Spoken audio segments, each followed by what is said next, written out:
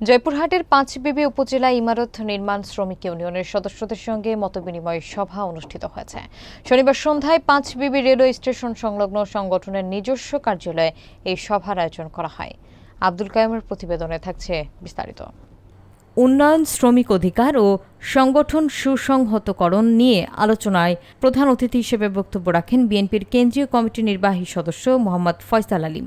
সভায় অন্যান্যদের মধ্যে বক্তব্য রাখেন উপজেলা বিএনপির সাবেক সভাপতি আব্দুর রব বুলু, সাবেক সাংগঠনিক সম্পাদক আবুল হোসেন চেয়ারম্যান, পাঁচবিবি প্রেস ক্লাবের সভাপতি প্রফেসর আজাদ আলী, পৌর বিএনপির সাবেক সাংগঠনিক সম্পাদক আবুল খায়ের স্বপন, পৌর যুবদলের সাবেক সিনিয়র সহসভাপতি হারুনুর রশিদ সজল, নির্মাণ শ্রমিক ইউনিয়নের প্রতিষ্ঠাতা সভাপতি মোহাম্মদ খন্দকার মনির হোসেন, জেলা গৃহ নির্মাণ শ্রমিক ইউনিয়নের সভাপতি মোহাম্মদ আব্দুর রহমান সহ আরও অনেকে। ইউনিয়নের সভাপতি মোহাম্মদ মোস্তাফিজুর রহমানের সভাপতিত্বে অনুষ্ঠিত মতবিনিময় সভায় শ্রমিকদের উন্নয়ন এবং অধিকারের জন্য একযোগে কাজ করার গুরুত্ব তুলে ধরা হয়।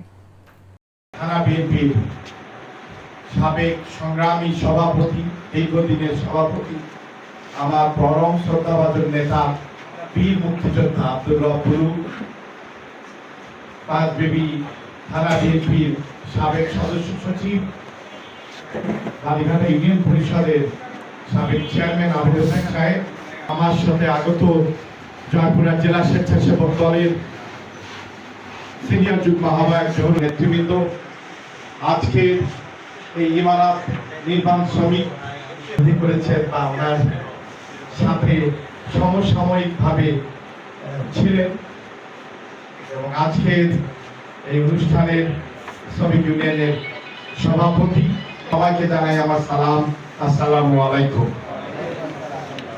আজকে যেভাবে আমরা জয়পুরহাট হিসাবে আজকে পাঁচবিবি ইমারত নির্মাণ শ্রমিক ইউনিয়নের সাথে আমাদের এই মত বিনিময়, ইতিমধ্যে পাঁচবিবিতে ছাত্রদের সাথে আমরা 2-3 বার বসেছি।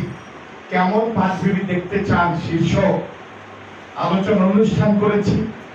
আমরা পাঁচবিবির সম্মিলিত সাংবাদিক ভাইদেরকে নিয়ে বসছি। আমি ইতিমধ্যে পাঁচবিবির প্রেস ক্লাবে গেছি। পাঁচবিবি বণিক সমিতির সাথে খুব শীঘ্রই আমরা বসবো আগামী 3-10 ভিতরে।